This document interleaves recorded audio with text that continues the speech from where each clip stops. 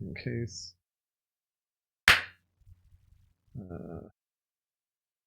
Okay, cool.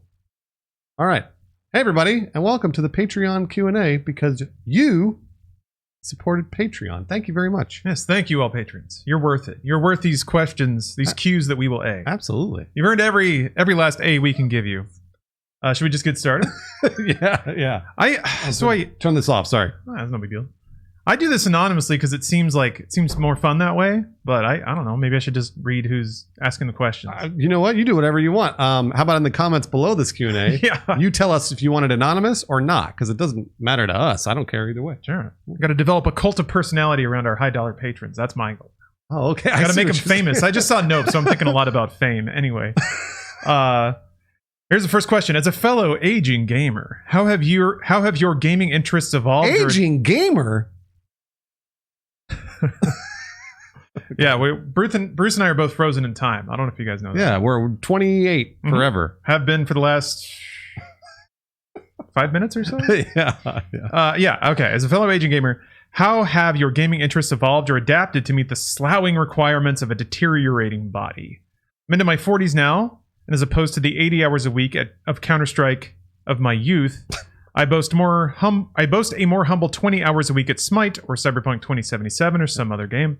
Sight, reflexes, mental acuity, all not what they were that made those Twitch games so enjoyable. I'm curious what, or if, any changes you have undergone as time continues its frighteningly straight path. Well, this person's having a crisis. Yeah, you have it. Also, this person, Mrs. Douglas Adams, the author. Oh, I love Douglas Adams. A great author. Number one, it sounds like you might be having a crisis. And I know it sounds ridiculous, but age is just a number. My body is not deteriorating. As you get older, of course, things get hurt faster. You'll pull muscles more, etc., etc. But, hey, take care of your body. Maybe work out a little bit. Eat a little healthy. That might help. Make you feel like you're not deteriorating. All right. Now we can answer the question. Go right I was going to say, Bruce's answer is to just tell yourself it's not happening. The thing is that it kind of helps. And also, if you just tell yourself it's not happening by doing other things that actually do help you, then I'm not telling myself it's not happening. I'm working out every day. I'm working out 4 or 5 times a week, trying to eat healthy, this, et cetera, et cetera. Because I hear other people talk about how old they are. Like, oh, my back. And they're like 30. And I'm like, huh? Yeah, the posts that get a lot of traction about back, like I felt great in my 20s, and the moment I turned 31, my back disintegrated.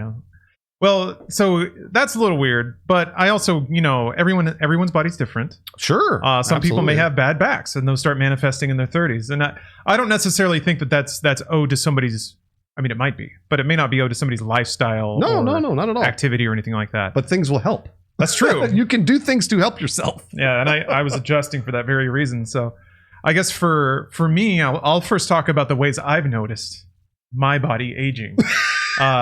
Just to, because this writer seems like they're experiencing some kind of physical. They are, yeah, totally. So like for me, what I noticed is if I play games that require a lot of this, like squeezing trigger. Yeah, racing games and Spider-Man did it a lot because you have to pull that trigger all the time, and the PS5 resistive trigger is really, really resistive. Resident Evil kind of as well with the resistive trigger, having to like squeeze it to shoot a gun. Yeah. I noticed that my forearm starts to get a little like tingly and upset. Yeah. Solution there, like PC is a much more ergonomic for me. Clicking a mouse is way easier than pulling a trigger over and over again. Mm-hmm. But yeah, I do get like if I play a trigger pulling game for like 6 to 8 hours, that'll start to twinge my forearm. I agree. Yeah. The other big one I get is just bad posture, like back pain. Mostly like between my shoulder blades, right under my like shoulder blades, around my spine. Those muscles get really tight because you're always doing this. You're always rolling your shoulders forward, and when your hands are together too, I think it tends to like pull your arms together. It does, yeah, it totally does. So to remedy that, I found a couple of stretches. I do. Let's see here. I have a racket ball that I took something called ball yoga, where basically you do yoga poses, but you cram a racquetball under your muscle while you're doing it. That's cool. So while you're stretching, the ball's also like flattening. It's terrifically painful, but it's great. But I bet it works. It works, yeah. So what I get that, put it against a wall, throw my back against it, and then just kind of roll out the knots in my back. That's great. And that helps a lot. I do that like every day, every other day. Good for Lawrence. So yeah, those are the back maintenance things I do. I also have this like yoga wheel that I put on the ground and You then showed me like that. It's awesome. throw myself Yeah. on it and then roll myself back and forth, and I can like hear my back popping and just all sorts of things inside me. When I used to do pro wrestling, I would come back and like wheel on that and it'd just be just like putting everything back in place. Oh my gosh, that's good shit. No, yeah, Lawrence is. I mean, like we're hitting all the same things. By the way, we're saying the same things, which is just take care of yourself. Stretching, working out, all that other stuff. Just take care of yourself more. I promise you, you won't feel as much like you're deteriorating. You are though. You are deteriorating. That's true. You're getting older, but you can slow down. That is a real thing. You can actually slow down your aging. You just have to do more stuff. Like when you were 20, we didn't have to do that shit when we were 20. No, God. Fuck, you just sit hunched over in a chair for 16 hours, like you said, playing Counter-Strike or whatever. Eating trash garbage. It didn't matter what you did. I ate McDonald's every fucking day until I was like 25, and I was like, oh no, I can't do this anymore. But the only thing that's really effective for me for as an aging gamer is you just have less time. So like you set aside, for example, when I wasn't streaming, I couldn't play Fallout. I couldn't play Skyrim because they were like, oh, well, these games are bad. They're 300 hours. And I was always like, I don't have 300 hours to play a video game. So I would just be like, never mind. I'm just going to play Battlefield for an hour or something. And that's what I would do.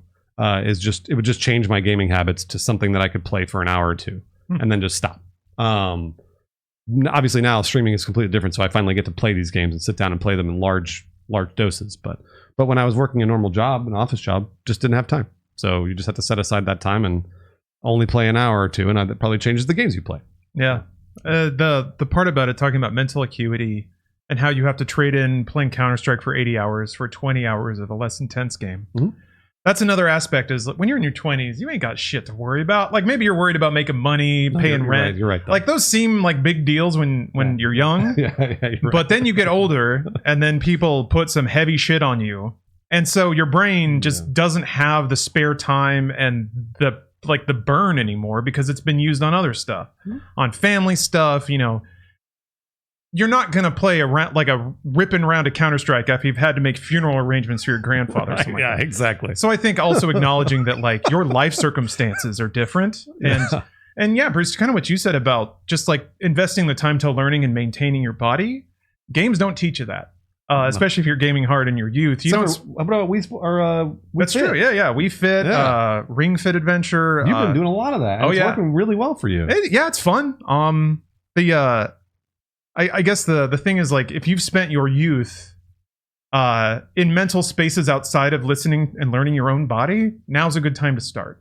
Because if your body's protesting, that means it's not getting something it needs. And instead of just thinking like, oh, it must just be age or trying to just push through it, just be like, no, I'm still in my 20s. I'm still going to game hard. Maybe it's time to like start a dialogue with your body. Go to a physical therapist. Say, here's how my body's working. Like, teach me how to maintain this thing.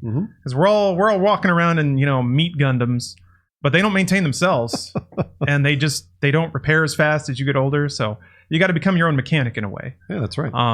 So yeah, all that's normal. And hopefully this can be the start of a learning process, which sounds a little condescending. I'm in the middle of it too myself. Oh, no, everybody. I think we're constantly going to be in the middle of it until we're dead. Yeah, because it's always changing. Because it's constantly changing. But also, and I go back to what I said before, which is age is just a number. This isn't just me being like sitting in my chair playing 80 hours of Counter-Strike, fucking with my body, like trying to fuck myself up, being like, age is just a number. It's like, no, not at all. What I am saying is there's a mental game and there's a physical game you have to play now that you're getting older. It's just the way it goes. You can do both, and both will help. Just try it. Lawrence is right. Stay in tune with your body rather than fight it, or resent it for putting you in pain. Yeah, which people do. That's a good question, though. Yeah. Last thing I'll add. There are games, because you talked about not necessarily being able to play Counter-Strike. There are games that have that mental layer where they can still be competitive, but it takes the timing element out. So you could look into like strategy games, Civ, something like that. A very like big competitive game, but you have all the time in the world to think about or chess. Like you can get into something like that where the like snappy brain is kind of taken out of it. And instead, old man brain can come in and take its time to make the right decision instead of having to like hit all these. Older and wiser. You're older and wiser now. You should be better at those games. Should be. Not necessarily, by the way. I'm not saying I am. Oh yeah, this is a really cool question. How do you walk the line between treating video games as work, a hobby, and then pure escapism? In bouts of depression, gaming can often help me through, but I've noticed times where it hinders my recovery as well, putting up a wall to social interaction. How do you manage these aspects of video games where they are integral to your daily life? Oh, that's a great question about social interaction. Yeah. I right now my games are my job. So, and people always ask me, do you play games outside of streaming? And I always say nope, because I don't. I'm usually either working on other stuff, or I'm hanging out with my wife, or watching TV, or going to see a movie, or like that's the kind of stuff that I do for relaxation. Whereas before, when I worked at other jobs, the other jobs were not, I didn't play video games. So instead, I would go home and play video games, or I would do the same thing, work out, watch a movie, etc. So it's just all about what I am doing at the time. And I have sort of taken mental notes about how long I have played a game and been like, I probably shouldn't have played Overwatch for 5 hours and gotten angry. That's when I start to really scale back and go like, why did this didn't make me happy. And just do little mental checks about what makes you happy and why, and do it a lot. Do it when you can. Because I feel like if you're just in a routine, then for me personally, like the social interaction part of this question is most important, which is if you're using games to escape social interaction, you're not mentally checking that. I don't think that's healthy. And I don't think you should do it. But the only way you'll know that is by actually checking in on yourself and seeing like, did I play games instead of going to hang out with a friend? And how many times have I done that? Have I done that 10 times now? Or was that the first time? Like if it's the first time, no big deal. You give yourself an excuse. Have fun, play a game. But if it's like the 10th time, maybe you might want to go like, you know what? I should actually go and interact with people versus playing World of Warcraft. That's pretty wise. I think it's kind of spiritually in line with what we were saying before. It is, yeah. Observe yourself. Or maybe write it down. Oh, that's great. Yeah. Find if you can, like whenever you spend a day, you can at the end of the day maybe evaluate how you feel. Maybe write down how long you spent playing video games and how you feel at the end of the day. And after a week, 2 weeks, maybe a month, you might find what your tolerance is, or where the perfect line is for you. And then you kind of manage yourself. That's right. Where it's like, okay, I will be optimally happy if I play video games for 4 hours and then go outside and do something else. That's okay to live that way. It's a pretty efficient way to discover who you are. But yeah, the avoiding social stuff. I guess going back to the original thing about how to manage it all, I'm still figuring that out, to be honest. Because I play video games off stream. I do it a lot. I love it. So the problem becomes when what you love is also what you get paid for. That's right. How do you prevent that from consuming everything? Yeah. Because it could easily with me. I could probably spend the rest of my life just like waking up, streaming, eating food, and then going to sleep. It'd be probably a dull life, and I'd miss out on a lot of the splendor that this world can offer. And I don't know that it would ultimately satisfy me in the end, but I could. I have the capacity to. So I'm still trying to find that balance, to be honest. My answer so far is to just be impulsive. If on a given day I feel like I need to take some time off or spend time with Steph or just go outside and do something else, I will. And that works mostly okay. That's a good way to check in with yourself. Because you're checking in with yourself every day, it sounds like. And you're like, you know what? Today I'm not going to do that. That's kind of cool. Yeah, I've started working out in the morning. Yeah. And since I'm trying to lose weight, I just do ass loads of cardio now, which gives me a nice hour to introspect about the state of my life and my mind and heart and stuff like that. Yeah. And that's also largely when I kind of set the agenda for the day. And so yeah, if I just feel like there's something I need to do with that day aside from going online and making money, I'll do that. But even that's a little messy because it's just kind of up to whatever whim. So it's a weird balancing act that I'm still trying to figure out. Also, to be fair, not everybody has that luxury. Like Lawrence and I are both our own bosses. 100% right. We could just decide to not do a thing on a day and then be like, that's bad for us. But a lot of people do not have that luxury, and I would probably say the majority of people do not.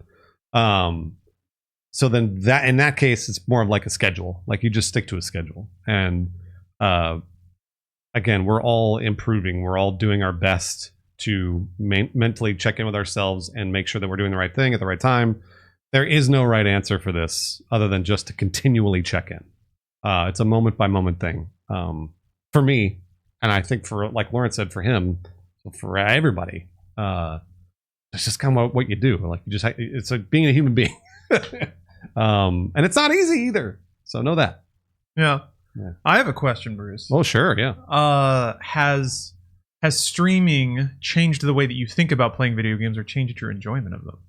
Oh, yeah. I love them more. Really? Oh my gosh, I love video games the most. So before at Funhouse, I was like, I could play the part of like, RTSs are fucking boring, and like, because that's what people will come in and be like, I remember at Funhouse you hated simulators or whatever, and of course, yeah, that was a joke. I was joking, but also I didn't have 4 hours to sit down and play The Forest, so I could fuck around and be like, this game doesn't, the pacing's off or whatever, like I could bullshit about it because it was a joke, but also I didn't have the time. Now I can sit down and play a fucking game where I'm like simulating little guys running around building a castle for 6 hours or whatever and have a blast. So it really has absolutely opened my like my scope of what I like now. Huh. And I have a feeling of the games that I probably will enjoy more so than I ever have. That's awesome. Yeah, it's great. Most people, when you start to pay them for doing something that they like, they start to think about it like work, even if they liked it beforehand. It's kind of a weird human thing that happens. Absolutely, you're right. So yeah. I was curious if you would notice that crawling around in your brain. Are you kidding me? I'm like, it's weird because people always be like, oh, what's it like playing games 8 hours a day? I'm like, fucking awesome. Yeah, it's super rad. Yeah. I hate to say it. Like, part of me wishes there was some dark undercurrent to it. I think the only darkness is that it can eat your brain. It can consume your entire soul if you don't have boundaries. That's true. And you can just think about only that and only do that and only worry about that and resent everything that takes you away from it. Like, you can get there too if it doesn't take you away from it. But I haven't gotten there, thankfully. yeah, me neither. But there's stories, of people who stream 18 hours a day and that's all. They cancel plans. They don't go outside because they just they want that so badly. Yeah, that's dangerous. That's dangerous. You get to a bad spot. Grind set, Bruce. I mean, there is a grind set, yes, but also eventually it takes over your life, like you said. Mm-hmm. That's not good. All right, next question. Over the years, there have been a fair number of games announced at E3 that were never completed or released. Which announced game do you most wish had actually been released? The only one I can think of offhand that I was interested in was Scalebound. That's the only one. And it looked cool, and I was like, just from the marketing materials I heard of, it sounded fun. But that was it. Yeah, it did. I'm Platinum Games doing an open world game with a dude with like Beats by Dre headset, wearing or like riding a dragon, beating things up with his hands. Yeah. That's awesome. Yeah. But I bet Lawrence has a better answer because I'm sure he knows these better than I do. Sorta. I don't know. Prey 2 is like is the official answer that everyone always gives. Gotcha. I didn't have any faith in that game, which kind of is my real answer. The answer is not really any of them because like marketing is theater until the game exists, and most marketing doesn't show you the game. That's the thing that I really like is seeing the game, the mechanics. Prey 2 like wasn't a game. There's no way to make that fun, unfortunately. Maybe there is, but nobody's found it yet, and people have tried. So I don't have a whole lot of faith that maybe if we're just speaking in pure abstractions, and maybe if we take it on faith that a space bounty hunting game where you go to like seedy cyberpunk cities and chase awesome. people through rooftops. That sounds great. Sounds rad. If that actually existed, that'd be a pretty cool game. Or I guess like Star Wars 1313. Yeah, 13. Yeah. Like I was Uncharted Star Wars. Oh, I would love to play it, but we got Jedi Fallen Order's kind of close to that. That's kind of Who needs whatever 1313 was gonna be? Because Fallen Order's there, and it seems to do exactly what that game was trying to do. I just don't. I'm not gonna. Just a real quick tangent. Why the fuck have we not done a Star Wars Skyrim? What are we doing? Make the video game already? This is so easy. Bethesda just needs to make a Star Wars RPG that is Fallout or Skyrim. It's the simplest thing in the world. Yeah, it kind of is. I'm gonna guess it's like single player RPG licensing issues. Oh no, it totally is. The Old Republic is, I guess, as close as it gets. Huh? That's as close as, but it's an MMO and it's a BioWare RPG. It's not a Bethesda. Yeah, you'd have to have so much writing that like clears Lucas. Oh yeah. To be good with Star Wars. Yeah, you're right. That would be a nightmare. Yeah, I don't know. I think back to games like Battlefront 2. The new Battlefront 2 and the campaign and like just how wretched the writing was in that. I never played it. It's not worth playing. I mean, there's some good set pieces in it. You get to like run around on the deck of a Star Destroyer in space for a little bit. All right. But I don't put the bad writing on the writers. I typically think that's like they had a really interesting story that they sent to Lucas, and Lucas said, "That's not what happens in Star Wars." And they're like, "Okay." So I don't know. I feel like that would happen. That would happen with every side quest in any kind of like open world Skyrim-y Star You're probably Wars, right, yeah. and the game would just never come out because they could never get anything finalized and cleared. Sorry, that's a tangent. Yeah, it's a worthwhile tangent. Just make though. it. Just make it. Come on, it's easy. How hard can it be? Maybe they're tiptoeing there. Lucas is maybe Respawn. I mean, they're making that. Yeah, they're making a sequel to Fallen Order. It's a fucking open world RPG with Star Wars. Come on. All right. This is the last question here, but this is good. Long ass discussion question below. This console cycle has been very interesting. Supply chain issues causing many upsets. Example, Nintendo Switch had outsold last and current gen. PS5 still incredibly hard to find after 2 years of being released. Xbox Series S is outselling Series X consoles. Gaming subscription services are on the rise, despite gamers' preference for physical, etc.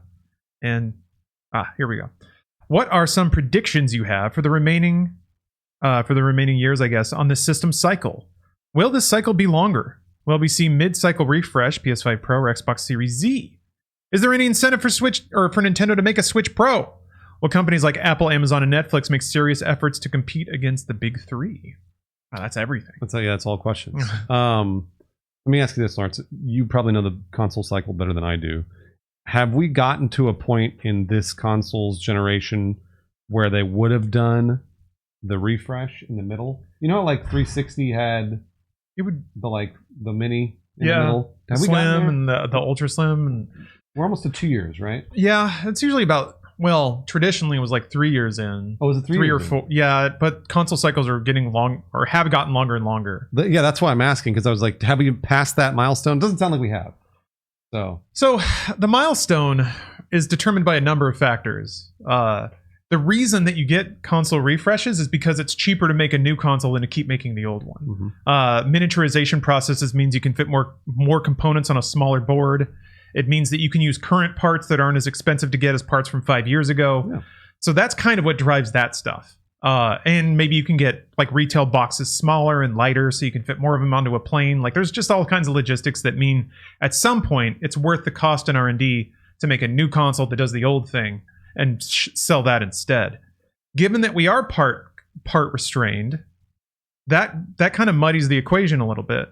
Because if you want to do a hardware refresh, you have to make sure that the new parts are more plentiful and easier to get than the old ones. And I think that's not going to be the case for a while. Which leads into the Switch Pro discussion. I think that's why Nintendo hasn't refreshed the Switch. They're working on really dated parts they can still find pretty easily, I think. They at some point they're going to get more expensive because they're so old and the Switch is the only thing using them.